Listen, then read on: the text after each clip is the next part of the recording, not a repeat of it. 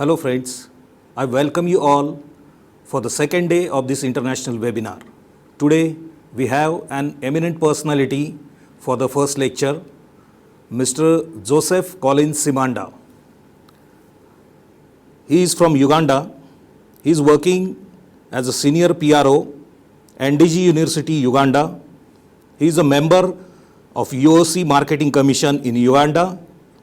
He is General Secretary, Uganda Woodball Federation. I welcome you, sir, for the first lecture. Hello, everyone. How are you, everyone? My name is Joseph Collins Semanda from Uganda. And I would like to say that I'm so glad to be part of this international online seminar focusing on post-COVID era sports in the new dimensions. My major topic is going to be on sport and finance, a case for Uganda. And before I do that, I'd like to introduce myself again. My name is Joseph Collins Semanda. I come from Uganda. I currently work with Ndejje University and at the same time volunteer in the sports sector. Here I have two roles I play. One is that I am the General Secretary of the Uganda Woodball Federation in Uganda. And at the same time, I am a member of the Uganda Olympic Committee Marketing Commission. I'd like to thank Savitaba Fule Puni University for having given me this opportunity to make my presentation to you. Mainly, of course, I'm going to mainly talk about how national sport operations should overcome challenges of finances, and the ways to overcome that is depending on the number of things that we're going to be discussing in this discussion.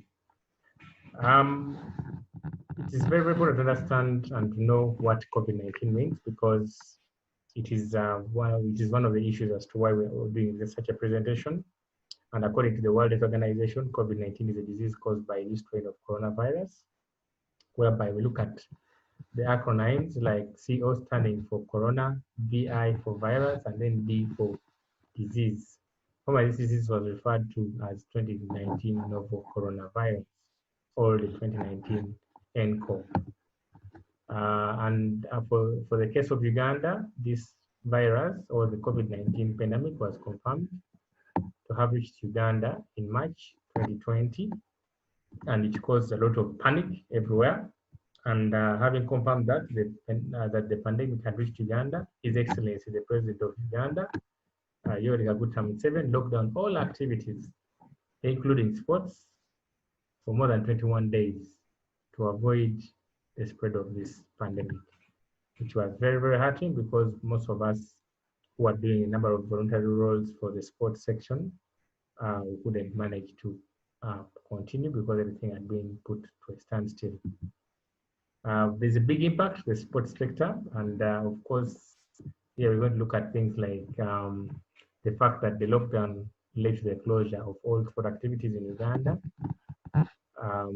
This actually, if you look at the fact that we have about 51 or 56 sports, they all stopped. Actually, they were all stopped because they couldn't continue the activity.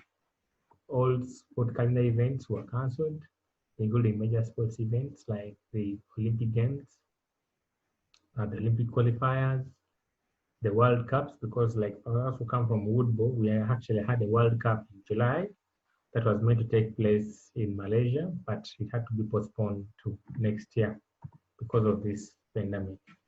And the lockdown affected all of us.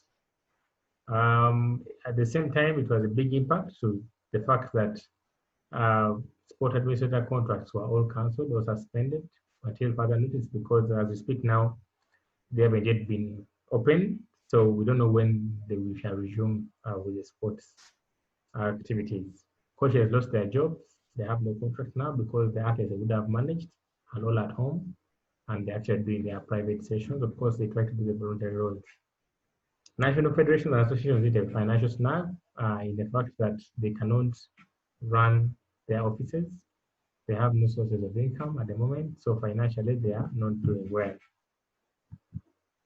So the financial economic impact is what actually drives us to my major discussion of sport and finance. And due to the pandemic, the sports sector was hit badly financially, hence affecting the economy. The sports budget, actually, that we look at mainly as sport federations, was slashed, and we as federations cannot get any funding due to no activity. And also, it's so difficult to secure funds from sponsors because sponsors need the return on investment, they need value for money. And if there is no activity where they can leverage from, then they cannot give their money. Financial, again, of course, budgets in sport families have also been affected because of the fact that athletes are not earning. And these were like the breadwinners. You're going to realize that because of the fact that they're not doing any activity, then of course their families will have to be affected budget-wise. At the same time, of course, managing sports kits, athlete diets, and equipment are all a challenge. So it's very, very important to note that the coronavirus has come to stay and it has got a big financial and economic impact. So what should be done? There is need to understand that because of the fact that we're going to live with this virus, federations or sport organizations have to do a number of things that can put them back to normal. One is that they need to, there is need for a standard operating procedure that they call SOPs or guidelines that have to be followed by the sports sector. In this, I mean that they have to get ways they can get back to normal without spreading the coronavirus. The guidelines should be tailored to each sport since different sports are run differently, apart from a few common procedures that cut across all sports. And actually, to mention this, actually, the National Council of Sports in Uganda has been so supportive, whereby they had to come up with the general standard operating procedures that can be followed by every sport. And then they tasked every federation to come up with their own specific SOPs that are tailored to their respective sports. So it is something that can be done, and of course, that is what has been a recommendation and it's being implemented. And then, of course, financial management and planning has to be done by all national sports federations in order to ensure resources. Now we're going to discuss more financial management to understand how it can be done. This is what we call managing finances. I mean that all sport organizations will have to consider financial management as a strong tool of recovery from the post-COVID era. This means that they have to find the best financial practices that can make them recover because of the fact that a lot of time has been spent when there's no activity and they have to come back strongly. They need to conceive, budget, implement, and report all the activities on a regular basis. This is very, very important because you might find that some federations have been taken for granted. But having gone through such a situation, it's very, very important to know what they're going to do, okay? Plan for it by budgeting, and then try to put different ways of how to achieve, that is by implementation, and then be able to make good reports of such activities regularly so that they can keep track of whatever they're doing. This means that they will have to revise their strategic plans to manage the finances. Actually, this should be one of the major objectives in their respective strategic plans because the strategies that have been put in place earlier on have been affected and they need to redo everything afresh. This will lead to continued income and growth of sport organizations since funds will be managed transparently, efficiently, and effectively. So if you have good financial management, then you're going to have income coming in all the time, and it will make sure that the sport grows to that level. And of course, it will bring in the transparency, the efficiency, and then the effectiveness of operating as a national sport organization. So what needs to be done? There are some key principles that I looked at in this, and of course, they cut across all organizations. One is good financial management, whereby national sport organizations should be able to monitor and communicate their cash flows prudently and in accordance with the law. Uganda has a law. They follow the National Council of Sports. They all actually follow the calendar of the government, which runs from June to July every year. So they have to be able to have that good financial management whereby they can easily monitor how they're managing their finances, and then they can easily communicate them as per the requirement of the law of Uganda. And then, of course, it's important to understand this, that for national sport organizations to survive in this post-COVID era, they have to have what they call financial planning, whereby they have to take stock of the sport organization's financial situation, determine its goals and objectives, and then develop strategies that can help to take control of such finances in order to achieve their respective objectives or goals.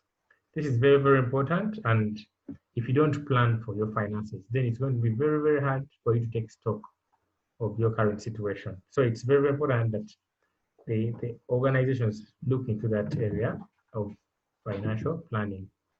I've also observed that it's also important to budget. And of course, here we're looking at how sports organizations can agree upon how they can distribute their programs and services within the given year or project. So it's very important to budget, look at it in that way, and then look at how members of such an organization, let's say the executive committee, can allocate resources in a planned manner in a given financial year.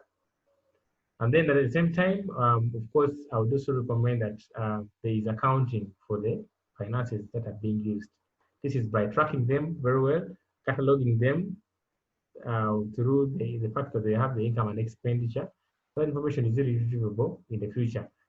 As you all know that sports is voluntary, and new board members keep coming on each in a given term of office.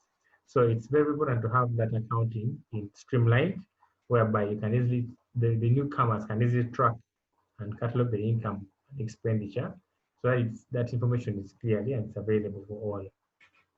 And then lastly, I would recommend that there is always evaluation and reporting, whereby activities have to be evaluated, and after reporting being reported, the people can easily understand the cost-benefit ratio. It's very important to have that evaluation, because at the end of the day, all finances have to be accounted for, and then you have to look at how much was brought in and how much was spent, how much can be saved. So that evaluation and making a good financial report is very, very important as federations come back to normal from the current pandemic situation. That is my presentation. I would like to say thank you, all of you, for having taken enough time to listen to my presentation. And I look forward to more presentations of such a kind. And may the good Lord bless you. Thank you very much, and stay safe and keep active. Thanks, Mr. Joseph. It was a great lecture. Friends, we have another eminent personality for the next lecture. I welcome young and enthusiastic lady, Dr. Suman Pandey Mahadevan. She is working as Assistant Professor, Department of Physical Education, and she is also member Board of Sports, Savitribai Phule Pune University, Pune. I welcome you, ma'am, for your lecture. A very good afternoon to everyone. First of all, I welcome all of you to this international webinar.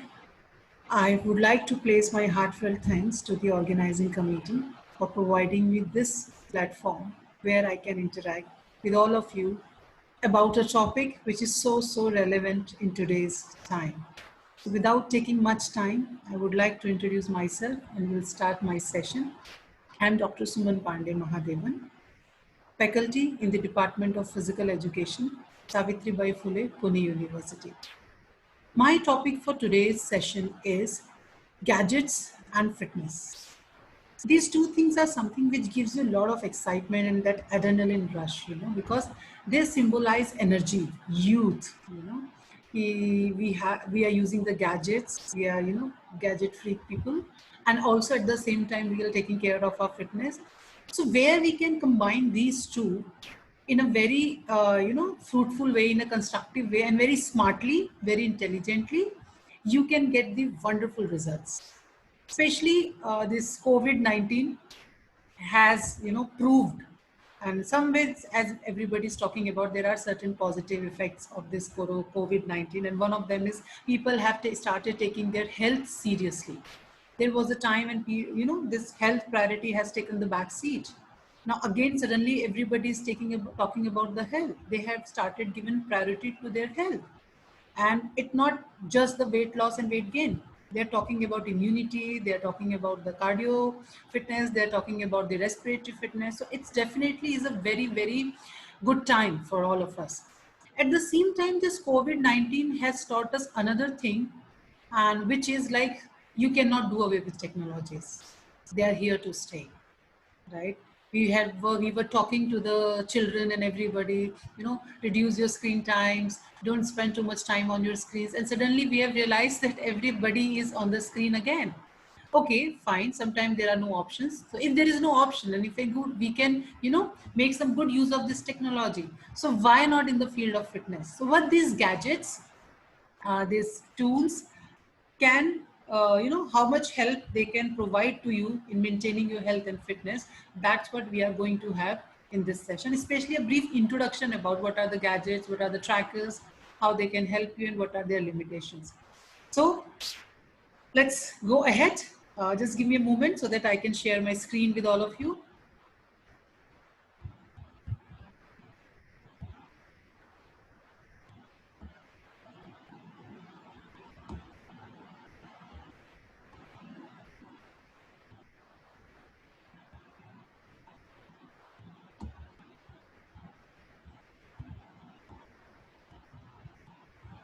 So here we go. So the topic for today is fitness gadgets. This picture symbolizes what is this health and wellness about. You can see there are games, there are exercises, there are time management, there is, you can see a measuring tape which can signifies your waist hip ratio. There are people, you can see the symbol of your heart, symbol of your exercise, and the nutrition. This is, in a summation, is all about your fitness and wellness. Before I proceed, I will start to quote two things here. First, which was mentioned by our own Buddhaji, to keep the body in good health is a duty. Otherwise, we shall not be able to keep your mind strong and clear. It is very important that we take care of our body, because unless your body is not fit, it's not clean, it is very difficult to maintain your psychological or mental health, because they all are one unit. As we always say, sound body always exists in a healthy, sound mind always exists in the healthy body. So this is what said by him. And another thing in relation with this, I would like to mention here, before you start a workout, or before you think that I need to work out, I need to go for fitness activities, I need to increase my activity times, always remember, exercise is a celebration what your body can do. It's not a punishment for what you eat. Second line is what is most the people are following, because I ate this much, I have to burn this much. Please don't start with this negative notion. I was always request, always remember that God has given you this wonderful body, and you are in an able position where you can do the exercise. There are many people, those who wish to run, they cannot. Those who wish to exercise, they cannot. But you are in a position where you can do whatever you want to do with your body. So it's a celebration, start with the positive note. So going ahead, a little bit of introduction of the topic. When the development of fitness gadgets or app was done, it was basically to provide a kind of motivation to the people, so that they can monitor their progress, they can clear their doubts, and they can just see to it that where they are as far as their fitness goals are concerned. And there's a sense of responsibility, because it is being monitored, so I'm more cautious about my activities and my exercise. So main aim of this fitness gadgets and app is to provide that motivation, so a person adheres seriously to that exercise or fitness regime. It is not just playing on the mobile or smartphones. I have downloaded an app and I keep playing with it, I keep feeding the data, but on a practical front I'm not doing anything. So it is not about that. Okay, it is to facilitate people in fitness, exercising, and improving their knowledge and awareness regarding fitness and training. I know many people, they had no idea about own body workouts, what are squats called, what are lunges called, because especially those who are not from the field. But now with the help of these gadgets, when they've started doing exercise, they have understood the concept of lower body workouts, upper body workouts, core workouts. So in a way, their awareness and their knowledge is improving. So that is another aim of these gadgets or apps, right? Some apps also provide diet monitoring and planning, or we can say weight management. Earlier, when this fitness gadgets also have evolved over the period, right? Initially, it was basically about the calorie counting and step counting, like general pedometers. But slowly, very high-end models have come. Now it's like one in all. You can monitor your diet, you can monitor your sleep pattern, you can monitor your heart rate, you can monitor your workouts, type of workouts, your step counters, your calorie counter, everything is in one gadget. So this is how the gadgets have taken shape over the years. Going further, what are fitness gadgets, if we ask? Some people call them fitness gadgets, some people call them fitness trackers, right? So there are different names, maybe a bit of difference also, but overall they are the same. It is a device or application. It can be device also, and it can be application also, or it can be a device based on application. Okay, that monitors or tracks fitness related metrics such as heart rate, steps taken or step counters, active time, how long you were active throughout the day, calories consumed, how many calories you have consumed, distance covered, how many kilometers you have walked, sleeping pattern, etc. So they are kind of a track, gadgets, or they are kind of a applications or devices which can monitor all these variables and much more than that. These are the basic features you find in most of the fitness gadgets. It is a device which mostly sits on wrist. There are some different devices available in the market. The most commonly used are the wristbands. You can see in the form of Fitbit. You can see in the, they are the major leading companies in manufacturing. These are Fitbits, Apple smartwatch, Samsung smartwatch. So now if you go to a good shop, good watch shop, almost every brand has introduced a smartwatch of their, whether you go for Fossil watch or you go for any other watch, they all have come up with the smartwatch version of their own brands. Okay, so mostly it's about the wristbands, but there are other gadgets which you can put it here with the help of a band, some kind of a badge which you can put it on your chest, right? So these kind of available, but mostly commonly used are the wristbands. They are packed with various sensors such as 3-axis accelerometer, altimeter, bioimpedance, temperature, optical, although algorithm used by manufacturers aren't made publicly available. Now, when these words you hear, maybe most of you must be hearing these words first time.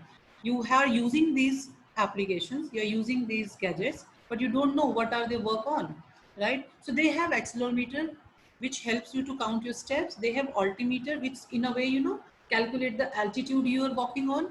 I don't know how many of you have this Samsung mobile. If you go on a Samsung Health, it's an inbuilt app. Even in the Apple, they have some inbuilt health apps. So if you go for a 30 minutes of walk, okay, it just not only give you the steps taken, it gives you the altitude, it gives you the speed, velocity, right? It gives you the calories burned and your average speed, distance covered, steps taken, and all that data. So these kind of things you can get from these sensors which are loaded with accelerometer, then altimeter, which I said about the altitude, bioimpedance. Okay, and with the help of this technology, with the and certain plates on your mobile, on there are certain sensor behind that wristwatch, and they get directed connected with your skin, and through some electrical currents they get the data from your body, right? Like regarding your pulse rate, your heart rates, okay, and other parameter. So that is bioimpedance. Then temperature, they can also sense how much temperature is been rising through the activity, and how much time it has taken to cool down. Optical, they are loaded with good cameras, okay, digital cameras and other optical sensors which can give you some other results. Also, it is very important when you go for this thing, it should be GPS based, so it's very easy to track the location as well. And mostly these days, whichever smart gadgets are available, they are GPS based.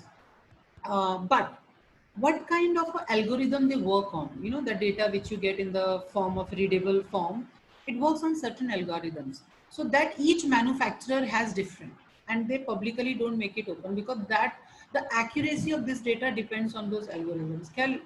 That's why some gadgets are expensive and better than the others, because their accuracy, their algorithms are different from the others. They are the final link in the chain, presenting your data in a user-friendly format once it's been through various algorithms and refined accordingly. You know, they just catch this heart rates in the form of electrical signals, but with the help of those algorithms, they make it in a form which you can use. For example, 80 beats per minute. So converting that electrical signals into this 80 beats per minute, you need these algorithms, right? So you get the data on your screens, which you can read easily. So that is how this fitness gadget works. Yes, they are complicated when you try to understand them, but they are a lot easier when you use them to maintain your fitness and to monitor your fitness. You can see some photos I have given here about regarding the fit wristbands, wristwatches, which is being used by many people these days. We classify these gadgets into basically two categories. There are more classification, but broadly we divide them into two categories: wearable gadgets and non-wearable gadgets. Wearable gadgets, as the name suggests, wearable is a category of devices that people can wear, right? And some of the popular gadgets that may come to our mind are like fitness bands, as I say, trendy headphones, digital watches, some glasses which are smart glasses. Yes, they have come with them, with that also. Virtual reality headset, which you have seen in the game zone, people use some kind of as a full eye gear, and you go into the virtual world and you do something, okay, etc. Because you wear it on your body. So they are called wearable gadgets. Some gadgets include tracking information related to health and fitness, while others have motion sensors, data capture sensors, cameras, etc. that sync with your mobile devices. Even if I use a Fitbit band here, I need to download the Fitbit application in my mobile. So whatever is recorded here can be seen on your mobile as well. So you can monitor there. So that how this wearable works. But when I say wearable, you know, there are only 2 3 things come to your mind: wristband, maybe you know, as I said, some headphone or something. But you won't believe it has gone to some other level. If you go very high end models, especially these people, those who are into sports and competitive sports, they are using it has gone to some another level. There are t-shirts which are smart t-shirt which can give you the data. There are pants which are the smart pants. They are also used as a gadget. So if I can just show you a picture. So right from your glasses, your shirt, your wristband, trousers, your shoes, everything has now come with fitness trackers. So the technology is going to another level, and it is definitely is here to stay. So these are called wearable devices. Okay.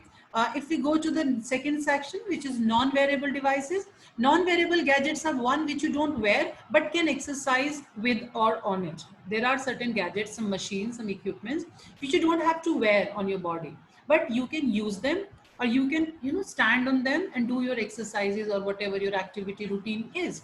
They are mostly in contact with your body only when you are exercising on them. Whereas if you see wearables like a wristband, it is in contact with your body throughout the day. And some people are so used to that they don't just remove it. It is there throughout the day, throughout the night. So that is the main difference. For example, there are smart yoga mats, walking pads, ergometers, smart treadmills, etc.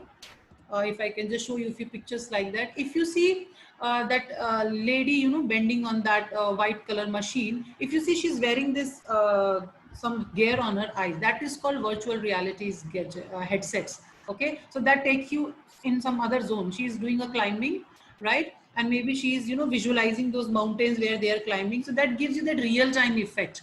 So these kind of gadgets are available, which gives you the real time data, and you feel in a different world where you are exercising, even if you are in your home within those 4 walls, but it gives you the experience as if you're running and, you know, doing some activities outdoor.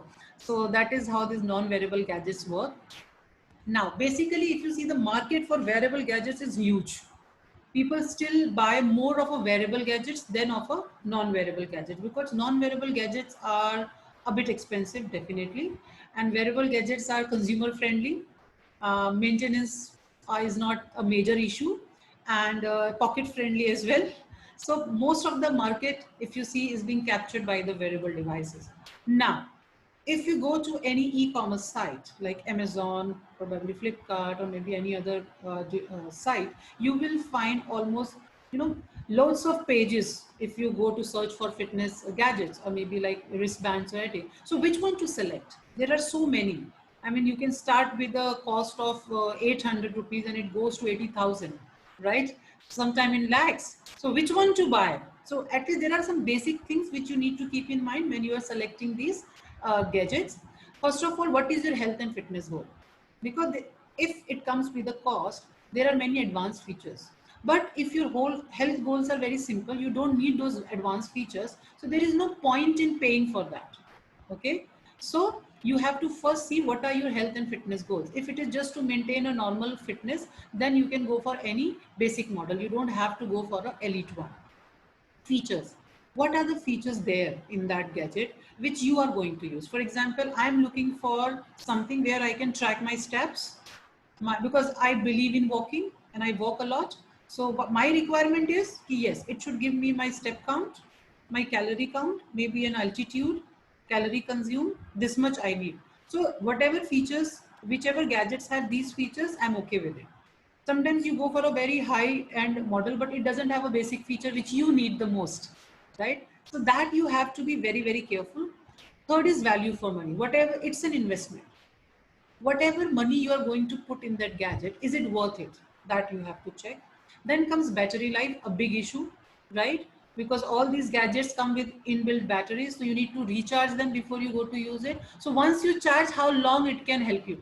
It should not happen that you're going for a 2 or 3 hours walk or run or whatever, and after 1 hour the battery dies. What's the point? Where, or when you're running, on the way of your running, you just can't go and get these gadgets charged. So you have to see the battery life. That is very, very important.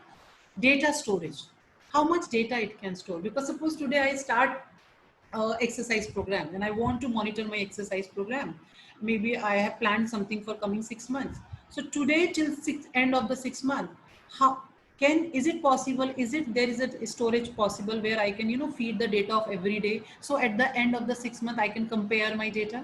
So how much space is available for storing the data? That is another concern. Budget, definitely. Financial viability is the most important thing. How much you have so that you can get the best in that much budget. Whether it is app based or not, it is good if you go for an app based, because you can, monitor a lot of things. You can plan many things. So that is nice if you go for it. Flexible means it should adjust with your need. Whether you go for the basic thing or you want to go for an advanced thing, that gadget should be flexible enough. It should, so that you can, use it in a multiple ways. So that is important. It should be easy to wear and easy to use. I mean, because it should be in a way where I can use it on my own. I'm not dependent on someone else, because suppose if I have to tie a band on my back, I need somebody who can help me with that. So every time looking for someone, it becomes very inconvenient, right? So it's very important that you take or select a gadget which is easy to use and easy to wear. It should be water resistant. Many people opt for swimming as an activity, or sometimes when you do activity you sweat a lot. So if it is water resistance, please go for it. That is important. Sleep tracking, this has started from past few years, that they also track your sleep, because they believe that sleep is the best form of relaxation, and unless you relax properly, you won't be able to give you 100% next day in the training. So there are sleep trackers which are available in these fitness gadgets. They track your sleep, how long you slept, right? And how well you slept, how deep your sleep was. So based on that, they decide, okay, and how they track that, they take your heart rate during that sleeping hours, your body movements, how long your body was in a static, that one position, all that data they take, and that, as I said, based on those algorithms, they convert it into a readable data, and that flashes on your screens. If you see the utility and importance of these gadgets, there are many. I have just grouped them into few points. To start with, like, it gives you real-time feedback. Okay, then health and fitness tips are available. We will go further slides one by one about these importance, or you can say the use of these gadgets. They can count your steps, they can count your calories, they can provide you personal coaching, they can track your sleep, they can monitor your health and fitness, and they can monitor your diet. So all in one, if I can say that. Going further, like we'll say the one by one, monitor your diet easily. Weight watchers or people who want to gain weight can mention the type and amount of food consumed at each meal.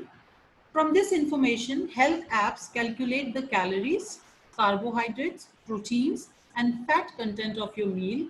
In this way, you can avoid foods that may not be right for your health. You can track all your food intake easily and maintain a digital food diary at just one click. Studies have found that maintaining a food diary or a food log helps individuals to eat food more consciously. Now, what's that?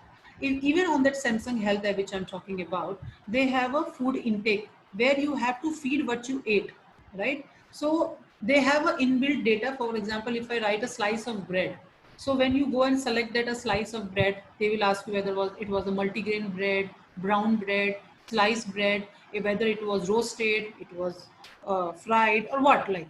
And based on that, once you final your option, they will automatically give you the calories involved in that. And suppose there are certain, most of the apps are, US based and other countries based. So they don't have Indian meal option like poha and all. So you can always feed that. You have an option, add the component. So you can go to Google, find out how much calories are there in a one bowl of poha, cooked poha, approximately calories you get, and you can enter and add that food in that list. And next time when you enter poha, it automatically reflects. So what happens when you just enter the food? Okay, this, and after that, when you get the report, it just not give you the total amount of calories. It also, divide those calories ki how much carbohydrate you had, how much fat you had, and how much protein was there in your diet. And also they compare what you had with the what you should have had, right? So what is your daily requirement and how much you are having? So they give you that comparison as well. So that is so, convenient to see, because we keep go running behind the diet people, the nutritionalists. I mean, obviously they are, nothing can substitute them, but in a way there are options available where at least basic monitoring of diet can be done with the help of these gadgets. Okay, now what happens, basically this particular feature is used by the people, those who are working on their weight management. So they go for it, either they want to gain weight or lose weight, they go for this kind of monitoring. So you can maintain your digital food diary. So that is the benefit, one of the use of fitness gadgets. Track your progress.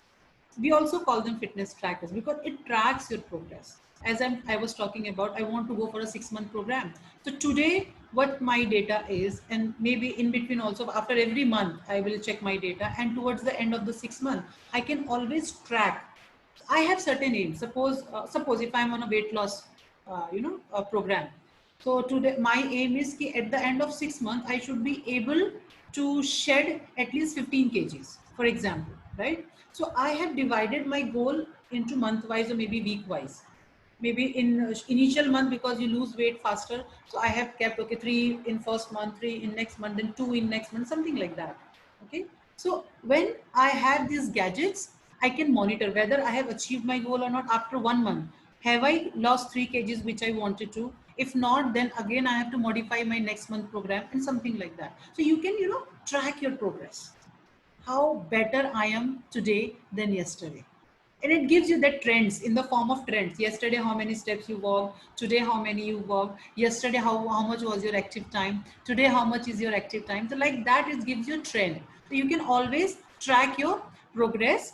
Like you can monitor it, like fitness apps enable you to fill in all your health details and updates. For example, you can record your blood glucose levels, blood pressure levels each time you get them checked. This helps you to track your health details at just one go. You can even compare your current blood parameters with your previous one, which will give you an idea of your health has improved or not. Today I've taken all my parameters, my blood report, and now after 1 month of exercise, I'm going to enter again and I can compare where and how much I have improved. So that way you can track your progress. So this is how it works. Gives free health and fitness tips, fitness counseling. Now these apps or these gadgets have a section where you can ask for your queries. Like I have tried that on the Samsung Health app, which I use. I ask my doubt. Suppose this is my current weight and I want to reduce 2 kgs in 1 month. That I believe is a healthy weight loss. And I want to lose majority of the fat. So how much calorie diet should I be taking and how much fat should be there in my diet? So I write this question and they have said ki drop in your questions here in that app. I drop my question and within one or couple of days or 24 hours, you get the responses by various doctors, those who are, in connected with that app. So they give you a very expert and they are proper trained doctors which give you the counseling kind of a thing, and there they share or suggest or give guidelines to you what can be done. So that kind of a thing you can get. Fitness counseling, like I can say I don't like running, my knee hurt, so how much can I walk so that I can compensate the effect of running? So they can tell you how you can go, how you can match up, how you can burn equal kind of calories the one you were burning with running. So that kind of counseling can be given with the help of this walk. Not only health and activity, there are apps.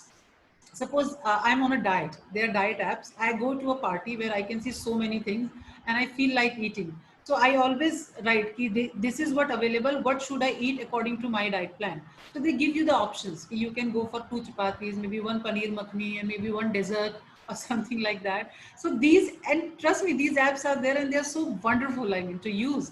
So it gives you health and fitness tips, even the nutritional tips and fitness counseling. So that is another advantage, or you can say use of fitness gadgets.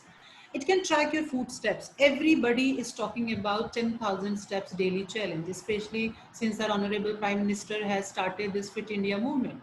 So they said that at least everyone's target should be 10,000 steps daily. And when I say 10,000 steps daily, that is important to maintain your mobility of your joint, okay, mobility of your body.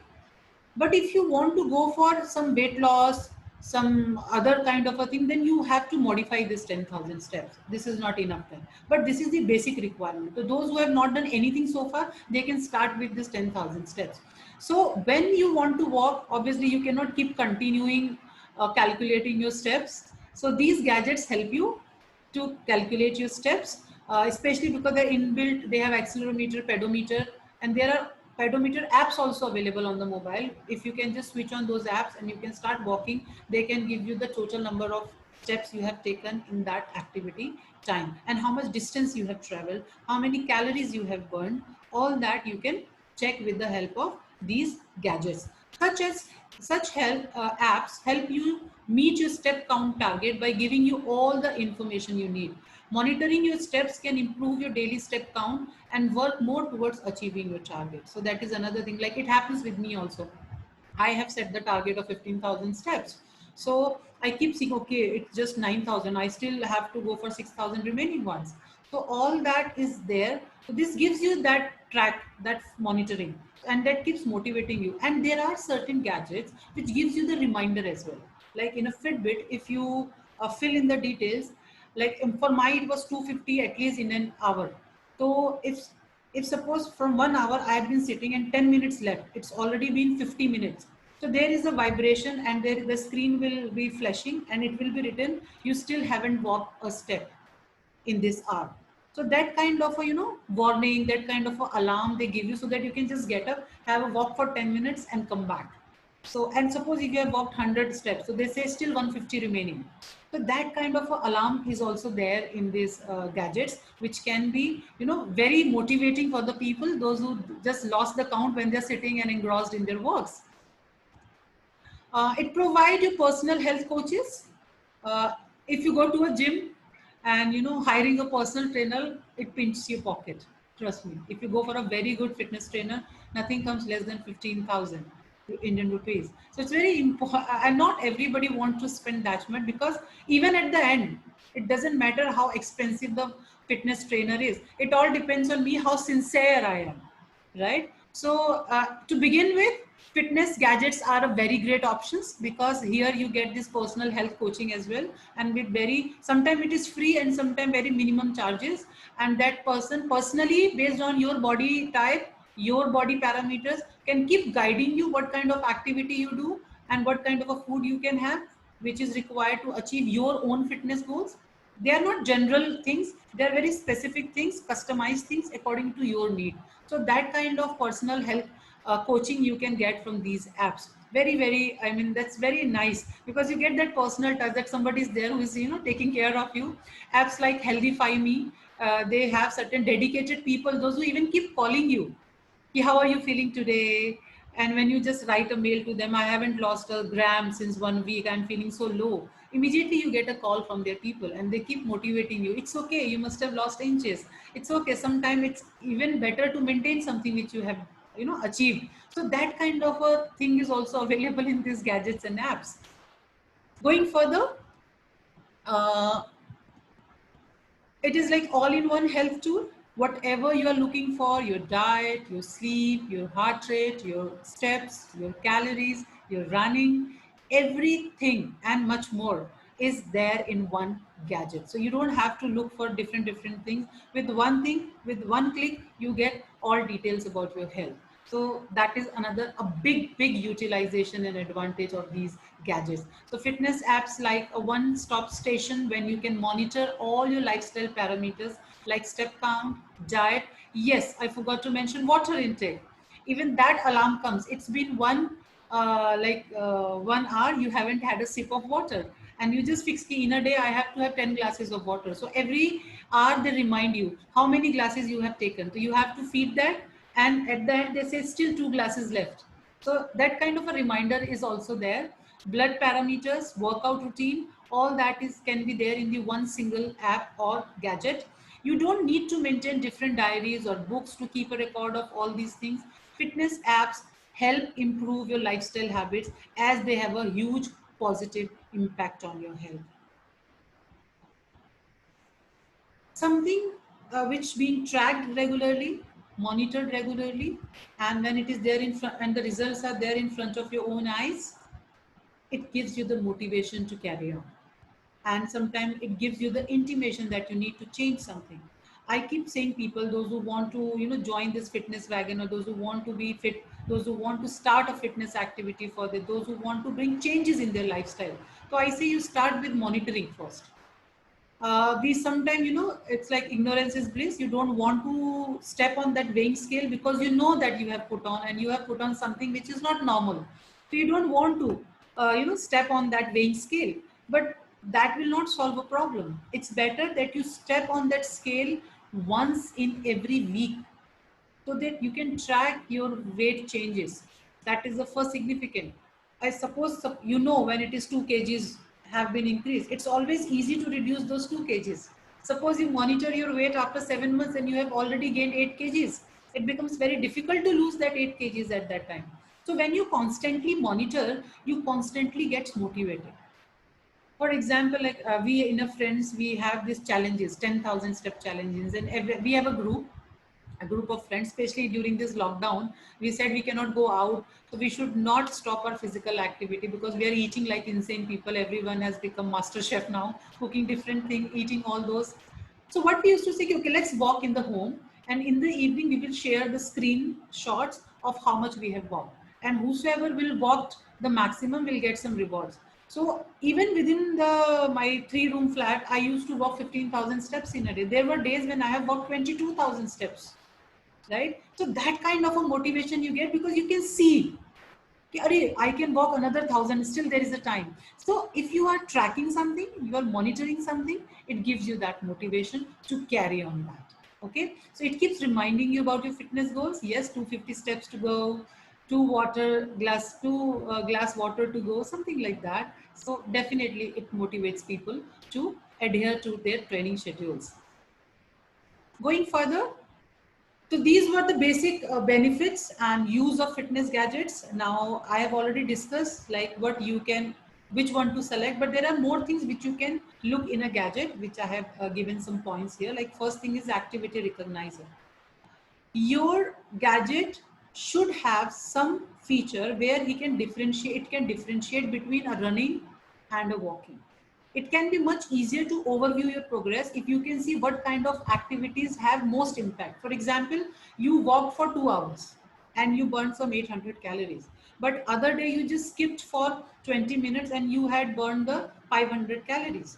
So that differentiation should be there in your app so that you know which activity is good for me. If I don't have time, I can go for something where I can burn more calories in the short possible time.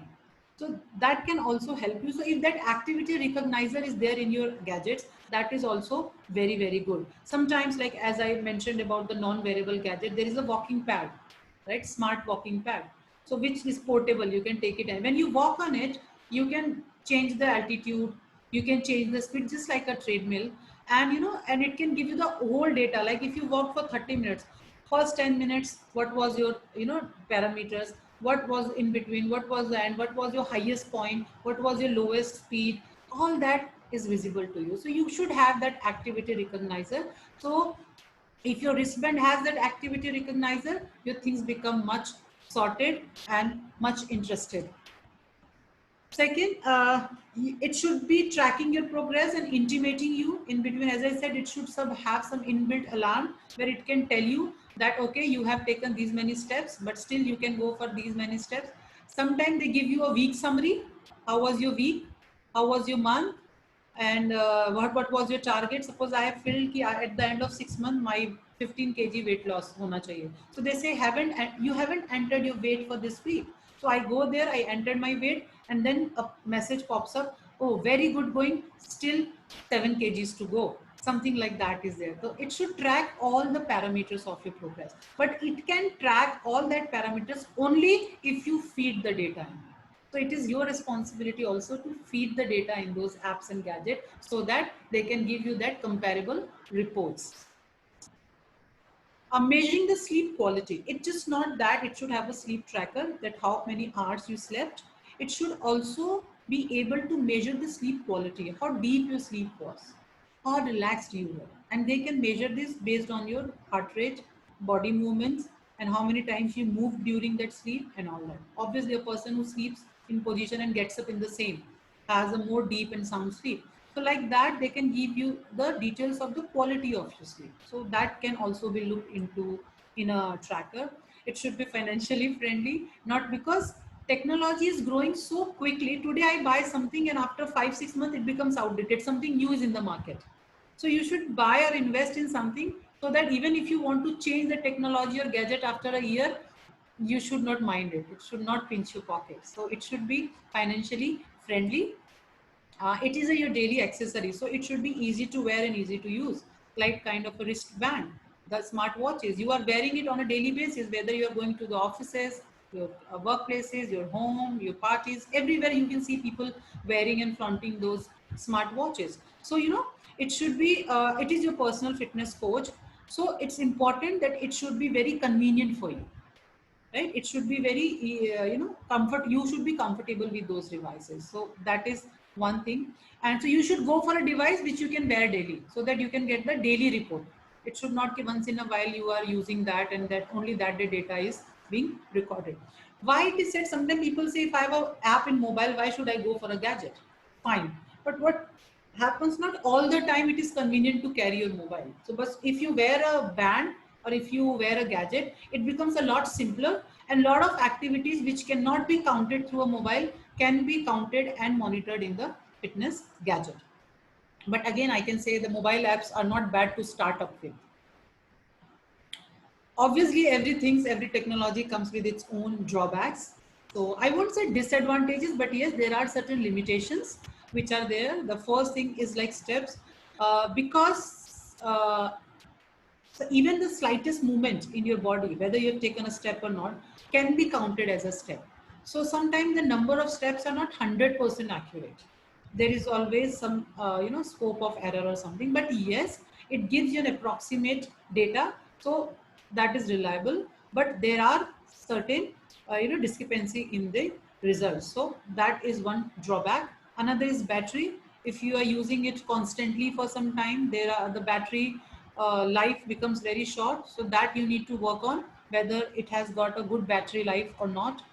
Then calories, sometimes even that calorie thing, as I said, that you enter that one bowl of poha, but sometimes if the app is not developed completely, it will just add the poha. It won't be able to bifurcate that carbohydrate, protein and fat of that poha, right? So some inbuilt application mein wo feature nahi hai, so that doesn't give you the exact calorie count or maybe that elaborative calorie count. So it is important. That is another drawback.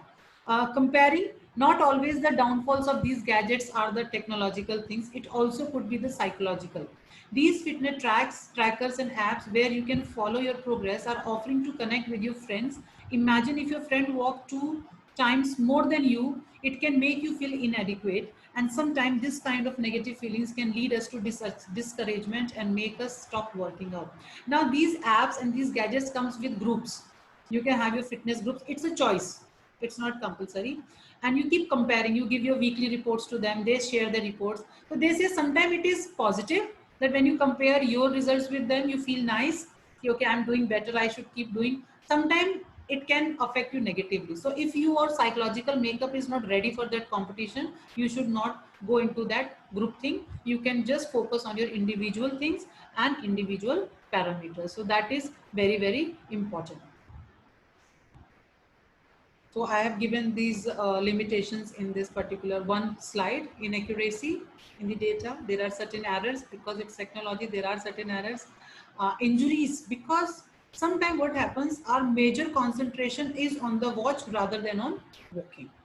So it becomes very difficult. Sometimes because of that, poor concentration or that focus you lose, you might get injured, you might have a fall. So there are those chances. So you need to be very, very cautious. It is already there, it is already recording data. You don't have to look and monitor the gadget. Gadget is also already monitoring your health. You don't need to monitor the gadget. Okay, so you need to save yourself from the injuries. Sometimes because you're wearing that gadget in that particular position 24 hours, so you will find you will get some skin rashes there. So you need to at least open the gadget, keep it there for 4-5 hours, sometime on Sundays or something, so that your skin can also breathe and have some rest. And sometimes wearing whole day, it becomes a bit inconvenient. You don't feel like wearing it whole day. Sometimes you want to get rid of it, but then suddenly you think, okay, if I remove this and if I walk to some steps, it won't get counted. So these kind of limitations are definitely there. So, but yes, these can be overcome with a little bit of your own. If you just put a little bit of brain into this, you can overcome these limitations. Future of fitness gadget is way beyond our imagination. People are working where you can have this integration of environment around us with the data. It means the quality of air you are exercising in, the temperature of the environment, temperature of your body, how it is affecting you, pollution level of the ambient air. Those who are exercising in a place like Delhi, where the pollution has been a major issue, so they can get whether it is the right time to step out for the activity or we should stay indoor. So stress monitors based on your neural activities, brain activities, they can see whether you are under a stress or not. Heart health sensors, if suppose there are some irregular heartbeat or something, it can give you a pop-up that there is something abnormal happening with your heart. Please see the doctor immediately, so that you can prevent any heart attacks or any other sudden emergencies. Same way, respiratory health sensor and gait analysis. What is gait? The walking pattern, the running pattern, whether you are walking in a right way, right posture or not. That kind of analysis also will be able to get from the gadgets. So these kind of and much more features. So you don't know what future holds. And for technology, it is like beyond our imagination. As I'm saying, they're inbuilt chatbots. You are doing exercise, and while exercising only, you are talking to a health expert who are telling you, monitoring your progress, saying you have. I don't know how many of you know that if I need to improve my endurance or burn my calories or fat, I need to exercise in a certain target zone based on my heart rate. So a heart rate monitor tell you that whether you are in that target zone or not. So I don't have to look into that. Somebody, I mean, I'm on the chatbot, I'm talking to that person. He is giving me the real time feedback. Yes, you still have to speed up a bit to come into that target heart rate zone. And when you're exercising, you slow down, it again tells you, no, you are slowing down, keep the pace up, something like that. So you never know what comes in the future gadgets. So this is the future. I can just show you a picture. You will be having an accelerometer, you will be having an altimeter, you will have digital cameras, electrocardiogram, like constant ECG reports will be there in your gadgets, electromyograph, muscular activities will be recorded.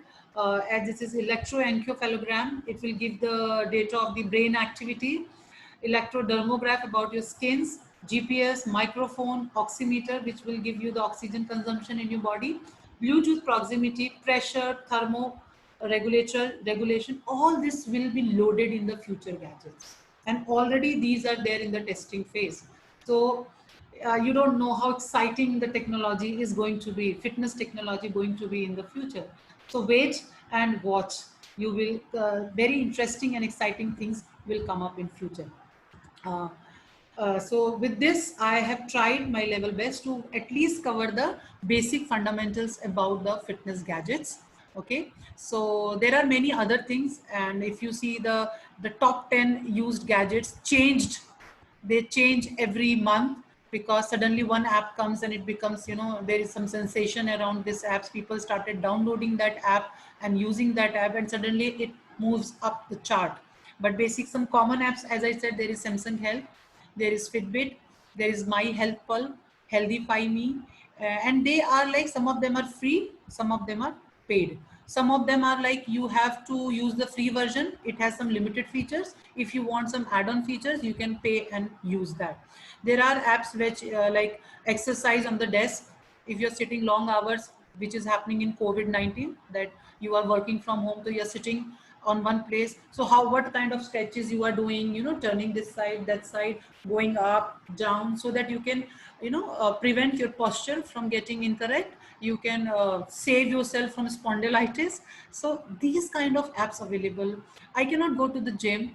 Obviously, I don't know how long it will take us to step into the gym. We are still not ready because of this coronavirus. So if you have these gadgets with you, so still for coming time, till we are comfortable, till the medicines or vaccines are available in the market, you are comfortable, you are confident to step into the gym or outside world, you can manage with this fitness gadgets. So you can download some good apps, you can buy some gadgets online and start doing your activity. After talking about all these gadgets, I would like to sum up my presentation and this session with one quote which say, no matter what kind of inventions are going on, no matter where the technology goes, but still, undoubtedly, the best gadget is the human brain. What you buy, what you use, doesn't matter unless you have it here, that I have to do, I have to be active, I have to do. No gadget can help you. So with this quote, the best gadget is the human brain, and with this hope that you will use these features in your phone, you will use these features in your gadgets, and you will at least maintain, which is being prescribed by the WHO, at least 60 to 75 minutes of moderate to vigorous physical activity per day in a week, with having at least one day of a rest throughout the life. So please do that. Stay fit, stay safe, and stay healthy. And thank you so much. Once again, I would like to thank the organizing committee for providing me this platform where I could come and share this session with all of you. Thank you so much.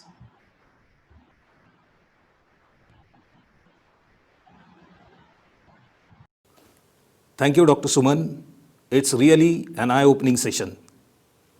Friends, let's go to the next lecture. We have another young and enthusiastic lady, a dynamic personality, Dr. Madhuri Sadgir. She is working as Assistant Professor, Department of Physical Education, University of Mumbai. She is a NIS volleyball coach as well as FIVB Level 1 coach. She has presented many papers at national level as well as the international dais also. I welcome you, ma'am, for your lecture. Warm morning to all of you. I am Dr. Madhuri Sadgir, Assistant Professor in the Department of Physical Education, University of Mumbai. I am serving in the field of physical education and sports from last 10 years. Volleyball is my specialization, and I completed my diploma in volleyball coaching from NIS Patiala. I am also certified level 1 volleyball coach. Today I am going to talk on coaching point of view. What are the considerations which are very important to build and uplift our athlete performance? So I'm going to start my presentation. First of all, we are going to see the overview of basic considerations. Which are the basic consideration as a coach we should know? The first and foremost important is prerequisites of sports. What are the prerequisites of my sports? For example, in sports like volleyball and basketball, the height is a prerequisite and then rest of the factor enlisted. Likewise, you should know what is the prerequisites of your own sports. Second important thing is, I should completely aware of what are the criterias to enroll any player in sports. So here I would like to mention the criteria means the talent identification process. Here you should know what basic elements should be there in the athlete. Third important thing is a mass active participation. Mass active participation will give you the scope to filter the right talent at right age, right participation at right competition. Third most important thing, we should run or we should move along with the international trends. So what are the international trends in a recent scenario in coaching and in training we should aware of, and we should develop our designing or develop our drills or develop our strategies on the basis of these recent international trends. Next is complete knowledge of different stages of training. We must aware how many training stages are there.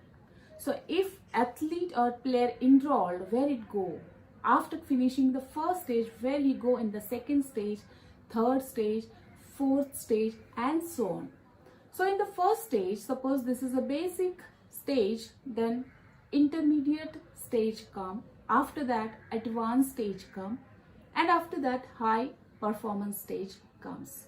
So I should know what are the stages, and in every stage how I should deal with the children, how I should deal with their performances, how I should deal with their problems.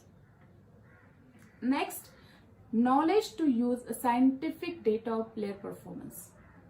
As a coach, we should know what scientific data we are receiving from the scientist or the team working behind the players.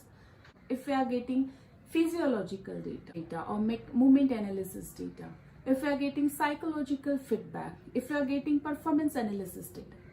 So once you receive the data, you should aware what exactly this data is and how exactly this data I can use for further improvement of the player. Next important thing, complete knowledge about the training cycles, task and testing.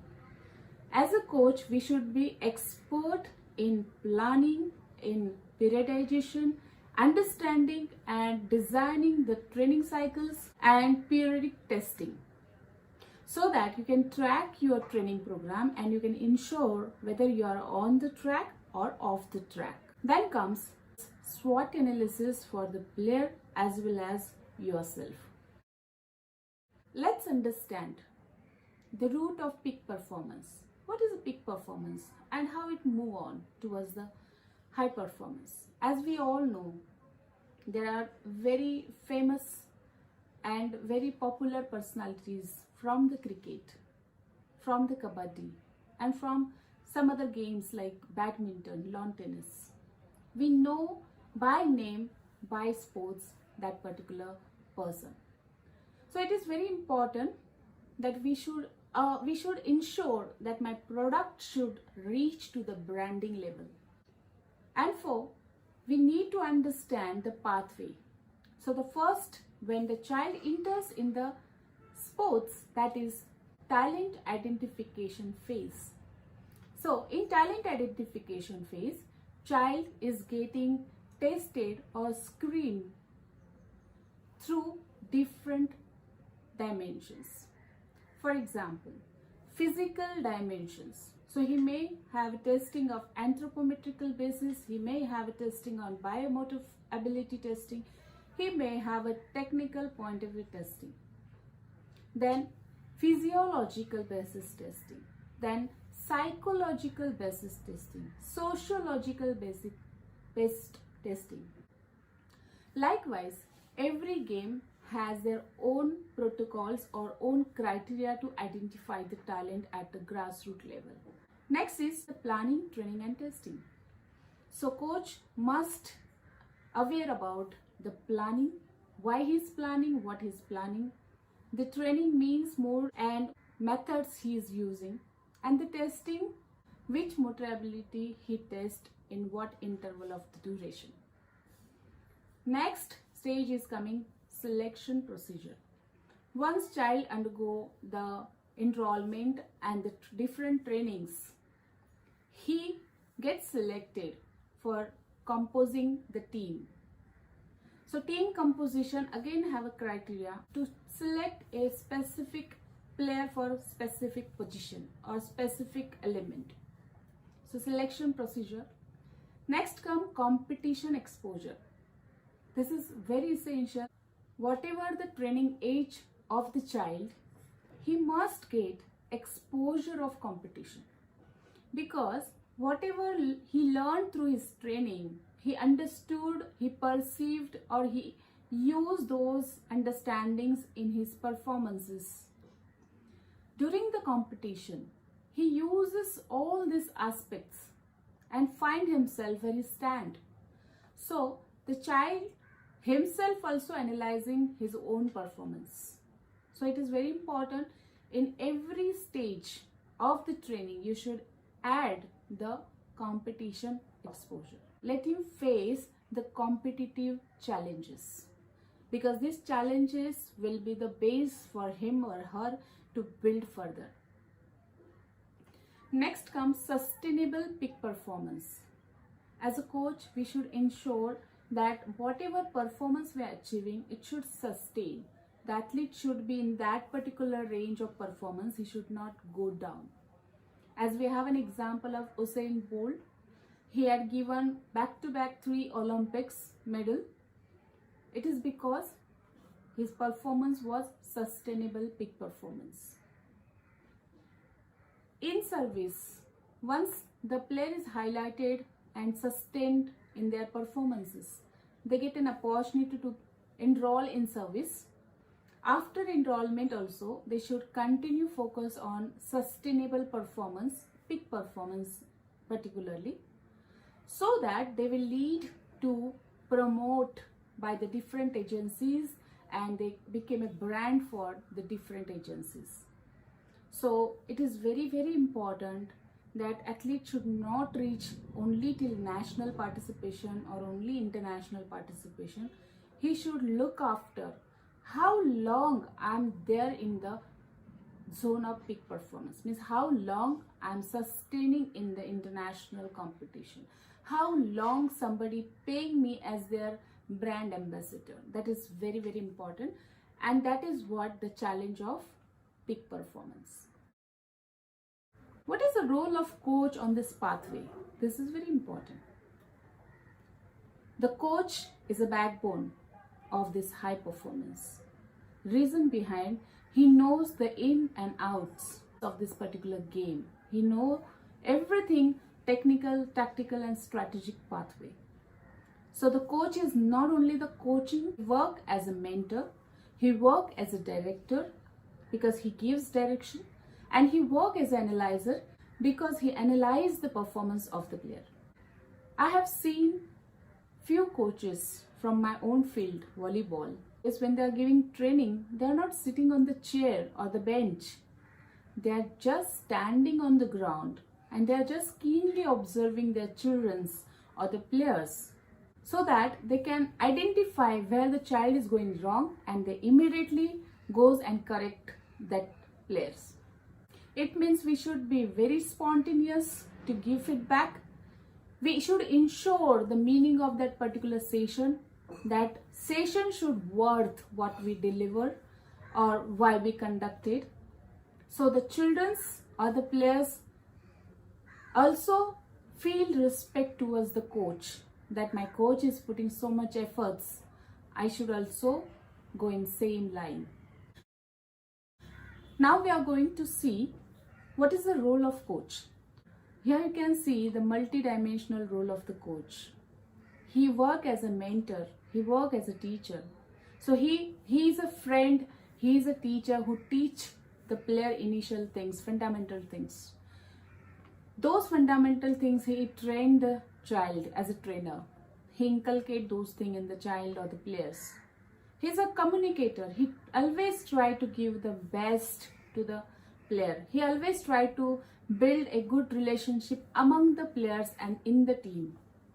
He is a good communicator to convey what exactly his expectation from his player and what his player should perform. He's an expert, he's an advisor of that particular game.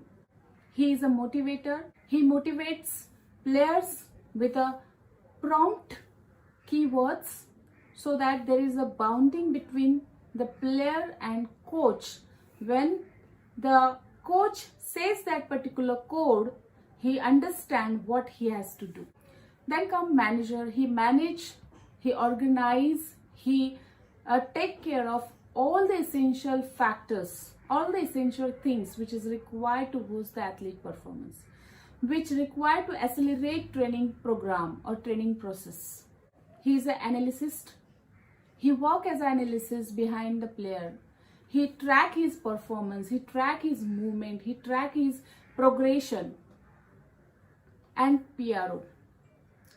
Because the coach who gives his hard work to produce a product and then coach proudly promote his player among the society, among the fraternities, among the stakeholders, that how his player is the best in the performance.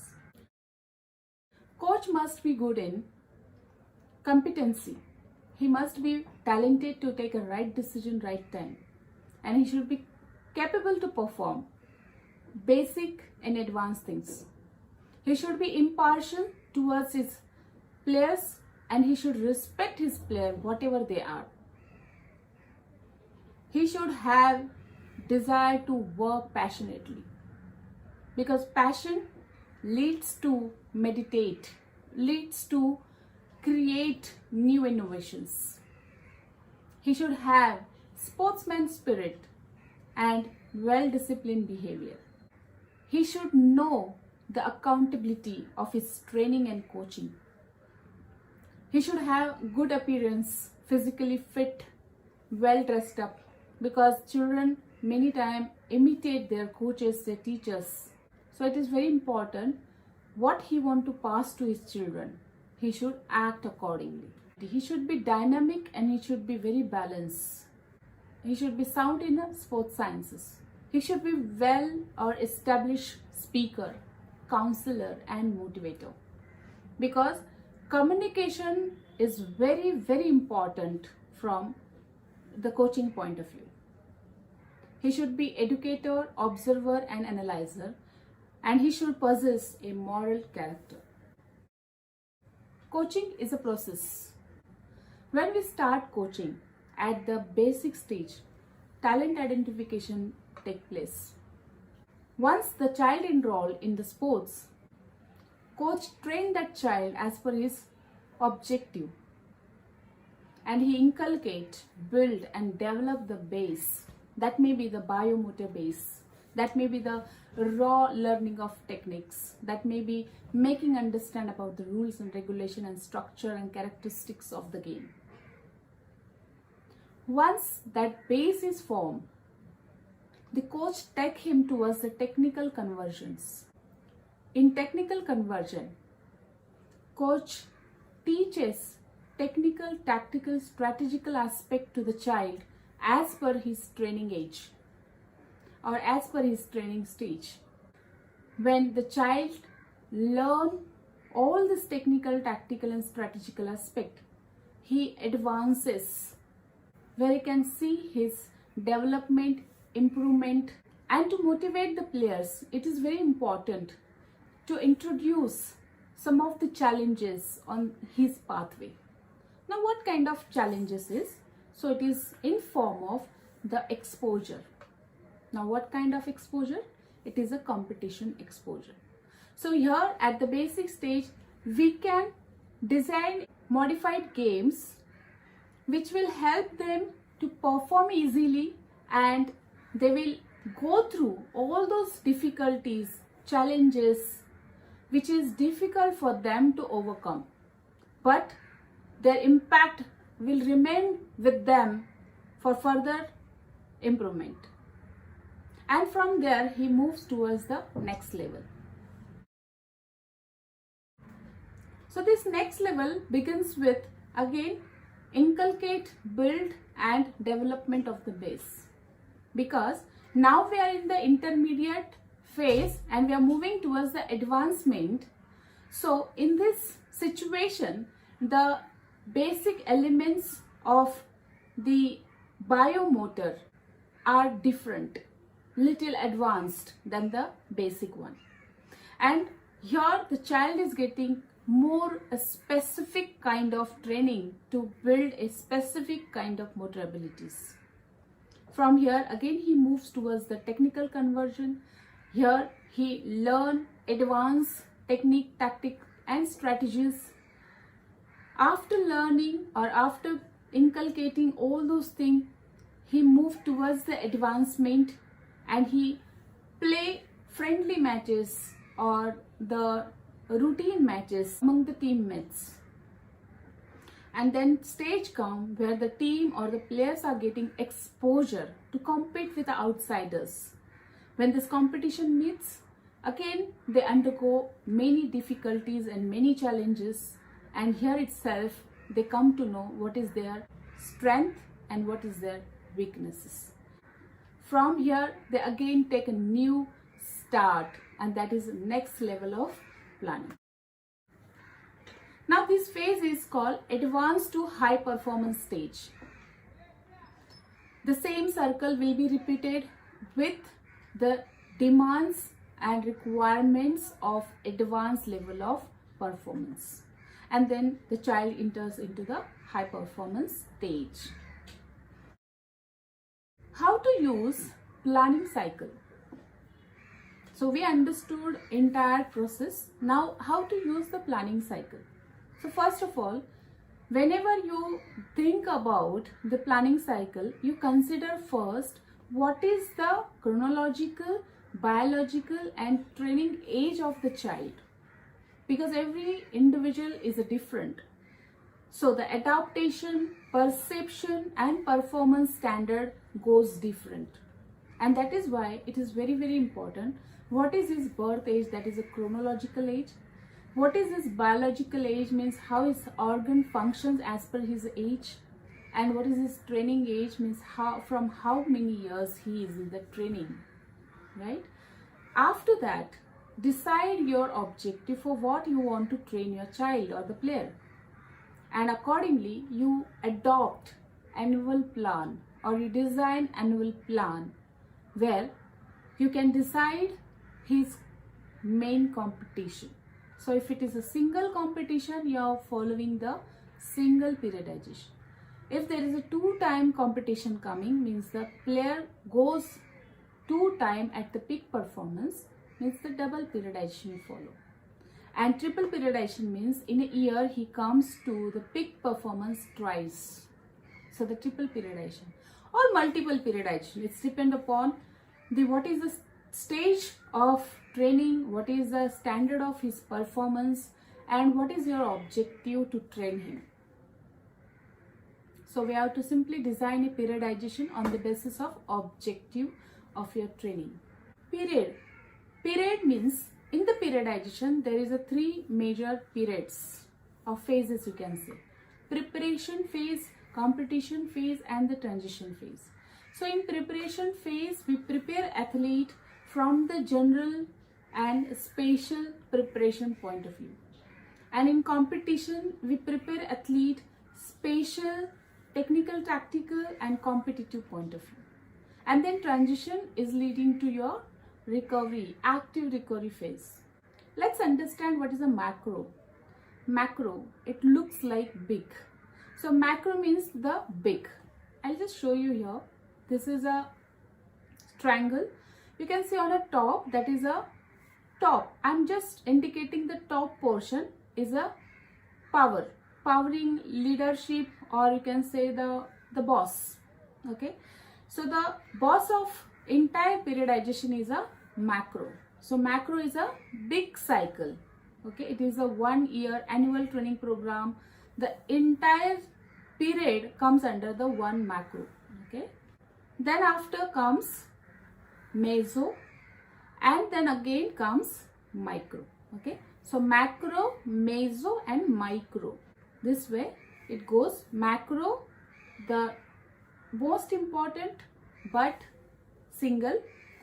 Meso, the second important stage or second important cycle but multiple. And micro is a third important stage but very important stage where actual our training and our program take place. So that is a micro. And after micro, the how micro functions, the micro functions on the session basis. So the session is very, very important. Now we're coming back to the phases. Now you can see here under the macro cycle, I mentioned preparation, competition and transition. What does mean this? Preparation means we are preparing the athlete from general and specific point of view. So the load we design initially 60-40 ratio or 80-20 ratio, and then slowly we are interchanging the load and we are giving more importance to the specific, and we are reducing the intensity or load of the general. And in competition phase, we work more on the specific, technical, tactical and build-up competitions.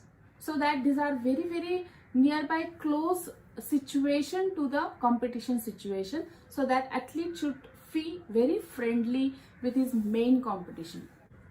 And the last is transition. Transition means the recovery phase. Now we are coming to the mesocycle. Mesocycles are second cycles, as I mentioned earlier. So every meso has certain objective or certain goals. So in the first meso, suppose it is a preparation and developmental. Second meso is working on stabilizing that or sustaining that performance. Third meso may work on the pre-competition preparation. Fifth meso may work on the competitive phase, and the last may work on the recovery phase. Microcycle is the smallest cycle of periodization. Whatever planning we prepare, that all planning take place in the microcycle. So the microcycle works in the sessions. So every micro may have 8 to 10 sessions or more number of sessions. Is depend upon in one single day how many sessions they design. So these microcycles work according to the objective of the mesocycles. So under every meso there are multiple microcycles and they work to fulfill the goal of that particular mesocycle. So it may be developmental, maintenance, reduction, peak performance and transition. Likewise, the planning cycle takes place. At the end of every meso or at the end of 3 micros, evaluation may take place, that is called determined periodic evaluation or testing, where you can see exact what happens with your training program, where you can see the effect of your training program, how your training moves. Every coach must answer himself about these 4 questions. Why I am coaching? To whom I am coaching? What is my training means and modes or methods? How I am coaching? So these are the basic questions. Whenever you design your program, you must ask these basic questions, and many more questions are there. It is depends upon the how you design your program, what is your objective and what is your population or the target sample on whom you are conducting training program. Coaching methods. There are some coaching methods which I mentioned over here. Situational training. This is one of the very popular and very useful training method. Situational training means you enlist the situation which take place during the competition, and then you design your drills according to that situations, and then ask your players to undergo that situation or the drills, or to perform those particular drills. It helps coach and players to become more familiar or more friendly with those drills or those situations, so that whenever they meet this situation during the competitions, they will easily overcome this situation, or they will easily handle these situations. Next is the pressure training. Pressure training is very, very effective. You can use after the advanced stage, because it is very challenging. It is a energy based, it is a perfection based, because here your performance should not drop down. That is a condition when you are using pressure training. For example, if I want to train my blocker in volleyball, if I'm asking him to perform 25 blocks against the attack, and every block should be cover maximum portion of the ball. So in this case, opponent side, the attacker is performing attack from center, counter and the zone number 2. And he used to move according to the block and attempt the block. So here we can count how many blocks was accurate, what was his exertion rate, and many things. So this is very fantastic training method.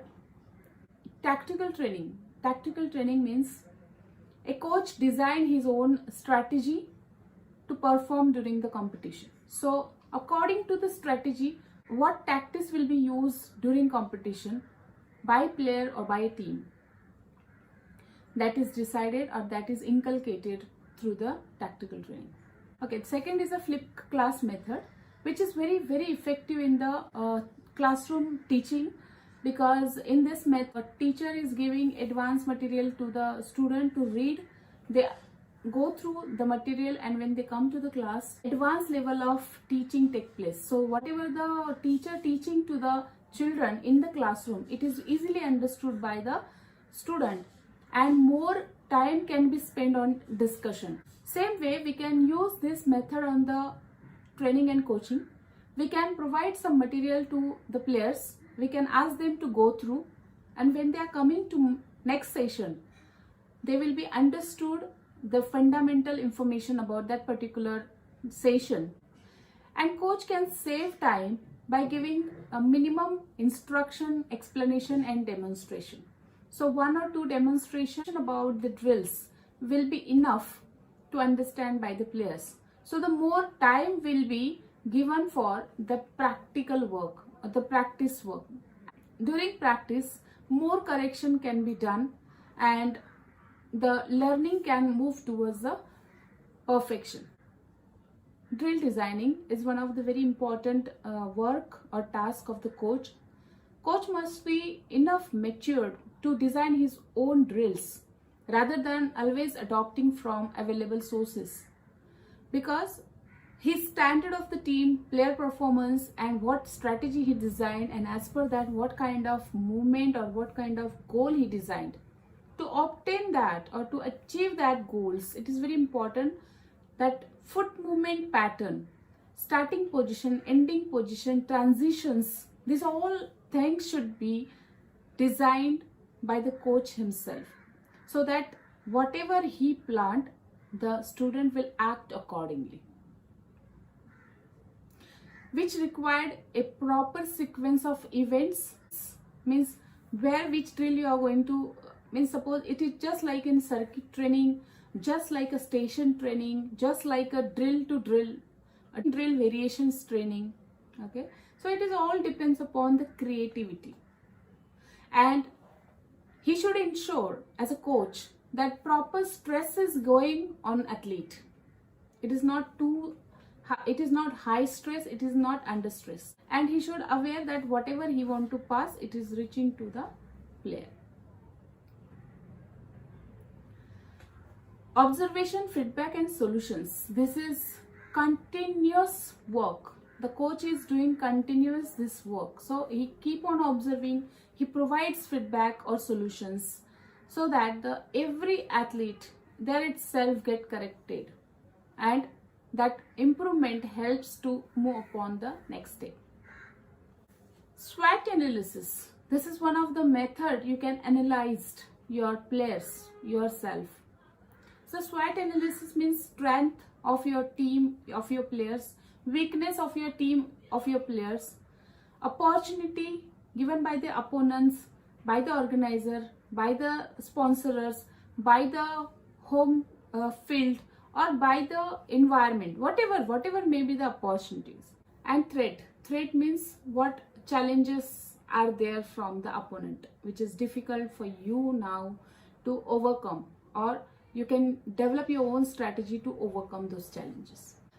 Okay, SWOT analysis is one of the very best tool I can say which is used in the management for understanding the strength and weakness of the organization and the process.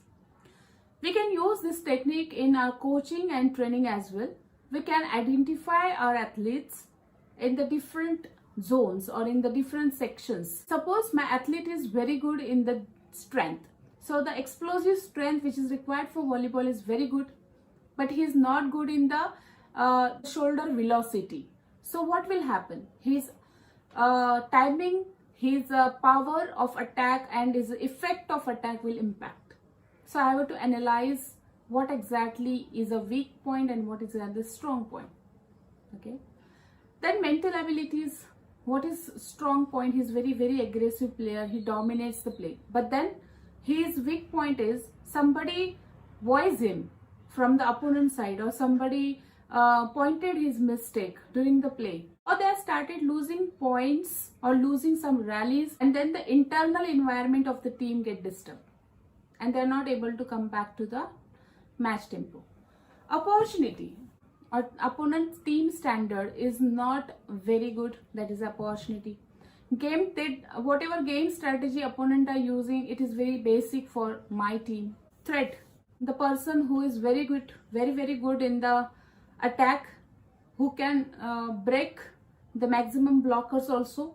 So that is a threat for me. Sometimes audience pressure, because audience, sometimes audience are much favoring to the team, and that time whatever the words they are using and the way they are cheering their team and opposing our team, that may be one of the threat that my team may go in a psychologically down.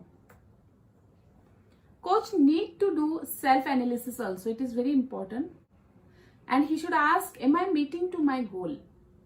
So he can analyze with these different factors like planning. He must analyze his planning, strength, weakness, opportunity and threats.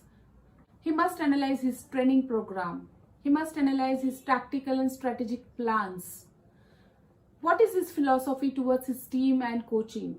Whether it is sustainable, whether it is contributing, or it is an obstacle. The way he handle team, he must analyze. Can he handle the aggressive players? Can he handle very mute players? So this is one of the challenge that some players doesn't speak, and then coach doesn't understand how to deal with that particular player. So he has to take care of his own psychology as well as the team or player's psychology. Social relationship, how my relation with other coaches, how my relation with organizations or association or federations, that matters a lot, because many times it happens that because of social relationship, even players' performance get influenced. So today's lecture's takeaway is talent identification is very important. We need to work on that as a coach. Training as per the trends, because we have to sustain in today's competition. Inculcate observation skill in the players. You should teach your players to observe, keep observing, and keep writing your own diaries, what you observe in certain team. Observation is not only the analyzer job, it is a job of the player as well, so that while playing they can easily read the movement and action and the combination of the opponent team. SWOT analysis it is very important. The way changes take place in the children, SWOT analysis keep changing. So you have to add this particular technique in your routine, that you should have a SWOT analysis. Appreciation and team building. Appreciation to individual and appreciation to the team. Build a team together, or hold the team cohesion, team dynamism.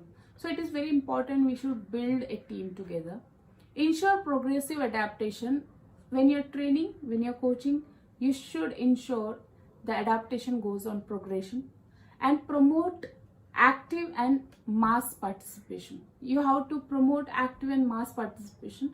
Don't run behind only the champions. Don't run behind only the champions.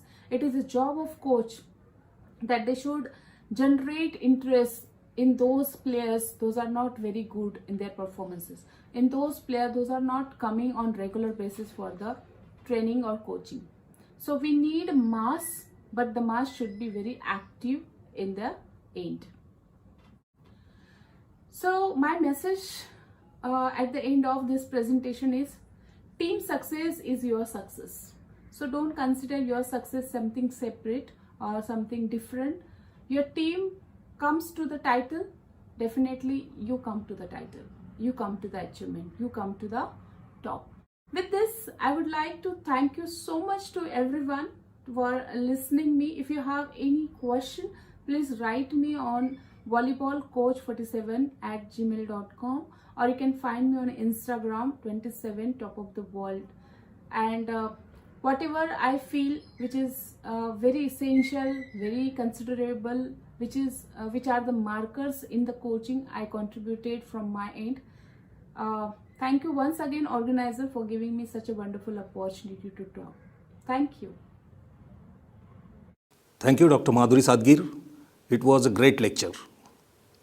Friends, now we have another eminent personality with us for this valedictory program, Dr. Deepak Mane. He is the Director, Board of Sports, Savitribai Phule Pune University, Pune. He is also a member of Association of Indian Universities. He is a member of Organizing Committee of Krida Mahotsav competitions. He is a PhD guide also. He has presented many research papers at national level, at international level. I welcome you, sir, for your valedictory address. Hi friends, I Dr. Deepak Mane, Director of Sports and Physical Education, Savitribai Phule Pune University, express my deep sense of gratitude to all the participants, the resource person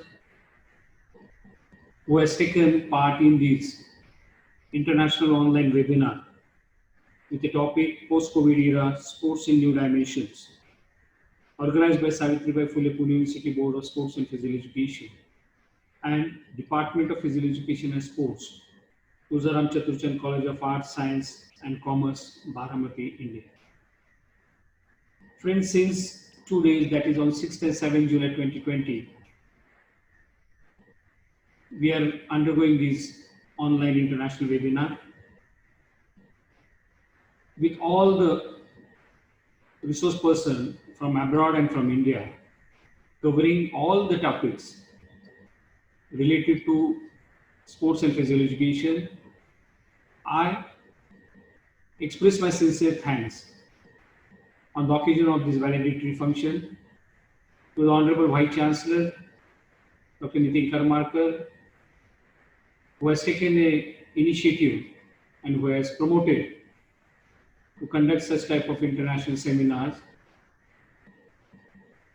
especially Dr. Chandrasekhar Murumkar, Principal of the Organizing College, who always take a lot of pains and lot of interest in conducting physical activities for the students and gives a supporting hand to the Department of Physical Education and Sports of the college in organizing various events. I thank to Dr. Murumkar, the Organizing Secretary, Dr. Gautam Jadhav, who very keenly took an interest and worked very hard to conduct these international online seminar. I express my thanks to all the resource persons, especially Mrs. Peniha Kubenga of Uganda, Ms. Kelly Delia of Albania, Mr. Besnik Velu from Albania, Mr. Collins Paul from Uganda, Mr. Marco Gracia from Chile, our ex-Olympian athlete, Mrs. Lalita Babar, my colleague, Dr. Suman Pandey, Dr. Aarti Pal, who has delivered their lectures and shared their views in the development of physical education and sports. Friends, we all know that now we are undergoing a critical situation in which we are not sure whether the physical activities of the students of schools, colleges and university will be in progress, but still,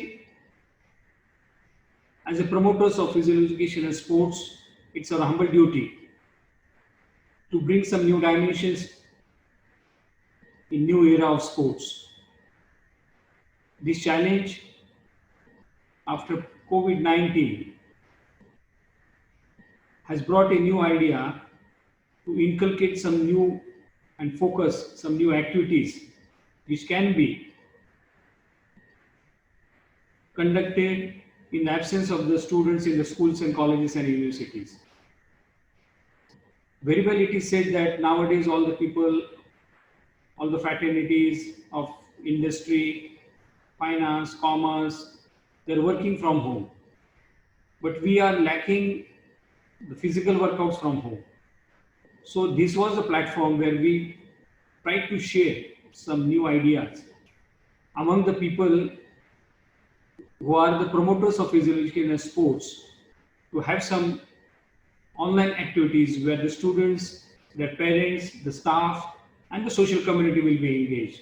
I hope these 2 days online seminar might have given a new ideas to you all. My humble request to you all is, please come with your new ideas, new dimensions to promote sports and physical education in India and abroad. I once again sincerely express my thanks to all the technical support who has given the technical support, all the resource person, all the participants who have taken time out of your busy schedule and took a part in this international online seminar. I wish all the best. Thank you.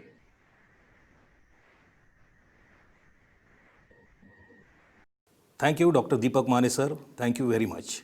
Friends, with this lecture, we come to an end of this international webinar. I am here for vote of thanks.